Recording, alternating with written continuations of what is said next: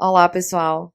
Nessa aula, a gente segue falando sobre a modelagem de nicho ecológica correlativa, mas relembrando na aula passada, a gente falou sobre a definição de nicho, o diagrama de Bann, que seriam as condições, as dimensões do nicho biótica, abioticamente favoráveis e alcançáveis, considerando a dimensão de movimento, a dualidade de Husserl, em que o nicho no espaço ambiental, ele pode ser projetado para o espaço geográfico. As diferentes abordagens de modelos de nicho, mecanicista, correlativo, híbrido, a aplicabilidade desses modelos e, enfim, a modelagem de nicho ecológica correlativa, que é o que a gente está tratando nesse curso. Nessa aula, a gente vai focar nas variáveis ambientais ou variáveis preditoras, nos registros de ocorrência e ausência e nos algoritmos. As variáveis preditoras nada mais são do que as variáveis ambientais. Pode ser precipitação, em que a gente pode observar a variação da precipitação ao longo do espaço geográfico. Pode ser variáveis de temperatura, pode ser variáveis de topografia ou variáveis de tipos de solo. Já os registros de ocorrência são as coordenadas geográficas que a gente encontrou a espécie. A gente vai lá, marca no GPS e a gente tem essa informação dos registros de ocorrência. Os registros de ocorrência normalmente não estão bem distribuídos. Às vezes a gente pode encontrar um agregado de registros de ocorrência. E o que é que isso significa para a modelagem de distribuição? Significa que a gente tem várias informações repetidas. Por quê? Porque digamos que a gente tem essa variável aqui ambiental de precipitação, temperatura. Nessa região aqui azul seria 30 graus. E a gente tem vários registros de ocorrência que ocorre a 30 graus. Então, essas amostras, elas são dependentes, elas estão dizendo a mesma coisa. E o que a gente precisa fazer é remover a autocorrelação desses pontos, fazer com que eles se tornem independentes, sejam amostras independentes. E fazendo essa remoção, a gente consegue perceber agora que essa agregação dos pontos foi removida e os pontos agora eles estão mais bem distribuídos pelo espaço geográfico.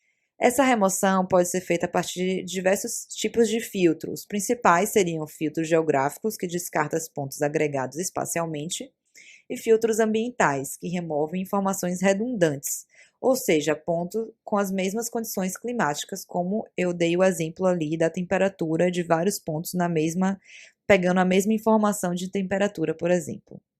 Já os registros de ausência podem ser ou os pesquisadores foram em determinadas regiões que a espécie poderia ocorrer, mas essa espécie não é encontrada nessa região e diversas vezes já foi observado essa ausência da espécie, então isso aí seria uma ausência verdadeira.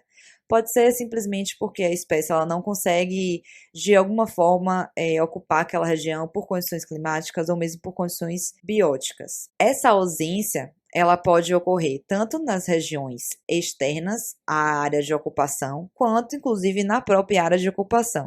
Por exemplo, a gente teria aqui uma espécie que ela é principalmente de topos de montanha. Ela pode ocorrer em regiões fora ao topo de montanha, regiões de planície, pela questão da dinâmica fonte-dreno, mas normalmente ela é ausente nessa região. Então, aqui também teriam ausências registradas.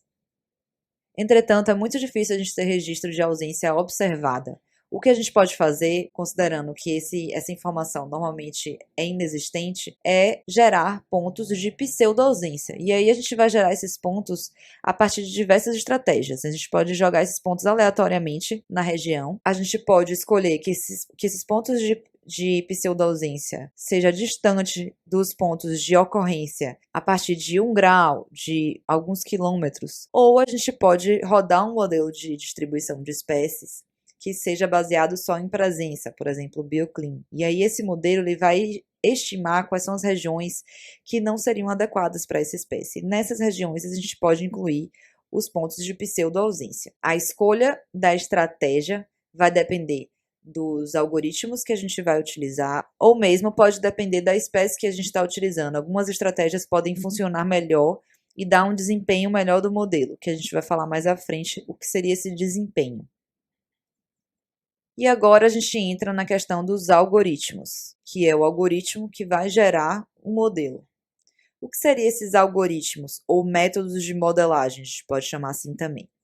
Seria uma sequência finita de regras, raciocínios ou operações que, aplicadas a um número finito de dados, permite solucionar classes semelhantes de problemas. Essa linha em verde, elas seriam as minhas observações, seria a realidade. Já a linha em azul seria o modelo, nesse caso, um modelo linear de primeiro grau. O que o algoritmo faz é tentar ajustar a informação real a um modelo. Essa relação ela pode ser menos ajustada a depender do algoritmo. Se a gente usar um outro algoritmo, por exemplo, esse algoritmo aqui seria um algoritmo quadrático. O ajuste ele é melhor do que se a gente utilizar aqui um algoritmo linear de primeiro grau. O algoritmo, ele não necessariamente é um algoritmo de primeiro grau ou de uma relação quadrática, mas pode descrever a realidade de diversas formas e possui graus de complexidade diferentes. Então, a gente tem diversos algoritmos, como Maxent, BioClean, GLM, Random Forest, GAN e assim por diante. Cada algoritmo vai gerar uma informação diferente, tanto no espaço ambiental quanto no espaço geográfico. A que seria a distribuição da espécie que a gente observa atualmente, e esse algoritmo GAN ele vai projetar no espaço essa distribuição, já o GLM tem uma outra forma de projetar. Novamente, a depender da pergunta, a depender da sua espécie, você pode resolver escolher um algoritmo que você sabe que responde bem para descrever a sua espécie, ou você pode utilizar todos e fazer um consenso desses modelos que a gente vai falar mais à frente. E que seria uma representação do que esse modelo estaria projetando. A espécie, ela ocorre nessas regiões e aqui são condições ambientais. O modelo ele projeta as informações de forma matricial ou em um raster, em que valores de alta adequabilidade seriam valores em que são favoráveis para a ocorrência da espécie e valores de baixa adequabilidade, próximas a zero, seriam regiões que não são adequadas para a persistência ou ocorrência dessa espécie.